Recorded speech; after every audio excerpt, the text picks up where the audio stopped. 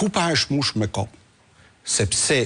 shteti është kthyer në i kopsh privat të Edi Ramës. Dhe gjithçka menaxhohet me skema të paracaktuara dhe me njerëz të cilët janë kthyer në kuklla manikinësh. E ka mekanizmin tashmë goditja e këtij sektori që u përmendët, kullat, ndërtimi, paraja e pisët, sepse është injektuar ai shumë në ekonominë shqiptare sa që mund ta kolapsojë. Për mua çështja kryesore, përveç çështjes së nivelit të korrupsionit, i cili po ti referohesh raporteve të fundit dhe unë thash edhe sipas Transparency International, nga vendi 80 ka shkuar në vendin 91 niveli i korrupsionit dhe niveli i korrupsionit është përhapur në mënyrë të gjerë dhe në gjithë nivelet e qeverisë, përfshi edhe ekzekutivin. Ky është edhe raporti i OSBE-s Odirit, por edhe raportet e Departamentit të Shtetit, edhe raportet e Komisionit të Bashkimit Evropian, dhe një nga çështjet kryesore në të cilën kushtet e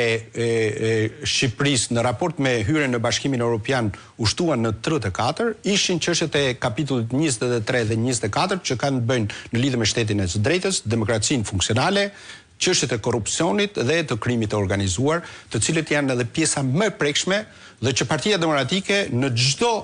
hap të saj është marrë me këto çështje. Është marrë me këto çështje në lidhje me mënyrën se si janë menaxhuar dhe si janë bërë pjesë e tërë e politikës shqiptare dhe e qeverisë prej pothuajse 13 vjetëve. Gjoni, piknisja për të ardhur tek aktualiteti, përplasja, protesta, ishte piknisja zvërnejet e sigurisht si e pata të reagimin e kryeministit Rama, sepse ka ndodhur para disa ditësh, por një kryeministër i cili njëherë tha që ka projekt, më pas sa nuk ka projekt. Ishte bërë një rrethim atje, nuk e dini që ishte bërë, por kishte leje për rrethimin që ishte bërë. Pra, një projekt që e nxorri ose një, si mund ta quajmë, një arbitraritet që e nxorri zbuluar gjithë mekanizmin e shtetit, sepse shteti dinë edhe kur vendosi tjekull atje që mungesa në radhë parë zoti Rama kërkon që të kamuflojë të gjithë ecurinë dhe procesin në të cilën ai vetë ka zhvilluar dhe e ka realizuar, sepse kjo qeveri, një nga elementet kryesor, ka mungesën e transparencës, mungesën e mënyrës llogaridhënies dhe aspektin e tendrave të mbyllur, tendrave sekret. Dhe është qeveria e cila ka realizuar më shumë tendra sekret, por edhe njëkohësisht edhe leje të cilët sot një pjesë e madhe e publikut shqiptar, dhe kjo është lidhur edhe me mungesën e llogaridhënies në parlament dhe ju e shihni që ka momenti që ka filluar parlamenti shqiptar dhe deri në ditën e sotme, megjithëse janë kërkuar disa interpelanca, komisione hetimore dhe interpelanca në bazë të nenit 80 të kushtetutës, kryeministri është i detyruar që një herë në 3 javë të vit paraqitet përpara kuvendit dhe të jap llogari në lidhje me pyetjet, por njëkohësisht edhe me interpelancat, të cilët mund të jenë të menjëhershme, urgjente ose sipas kalendarit të përcaktuar.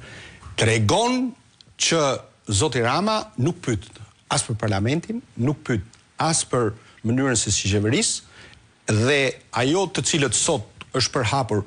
dhe dihet nga gjithë opinioni shqiptar, por edhe opinioni ndërkombëtar, Shqipërinë e ka kthyer në një pronë private dhe mund të jap leje, toka, investitor, menaxhime publike në mënyrë pa dhënë as edhe një lloj transparence ose llogarie përpara qytetarëve. Nga krau tjetër, përgjigjja të cilën zoti Rama ka dhënë edhe për disa media të huaj dhe portale që janë realizuar, tregon se është një siklet të madh për shkak sepse protestën ai nuk e kontrollon dot më. Protesta deri në momentin aktual është jashtë kontrollit të Edi Ramës dhe mënyra se si po operohet deri në momentin aktual, kërkesat e tyre janë kërkesa të drejta, kërkesa të bazuara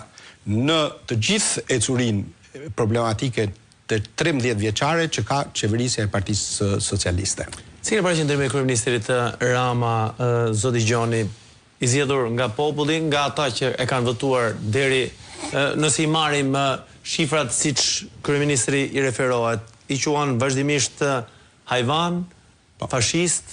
grek, iranian, madje jo më larg se dje i ka quajtur një turm të degraduar sot. Dje sot i ka quajtur një turm të degraduar protestuesit. Edhe nëse se unë besoj që aty ka shumë votues kryeministrit. Arsyeja e parë dhe themelore në raport me mënyrën se si Rama sillet me protestuesit dhe me popullin shqiptar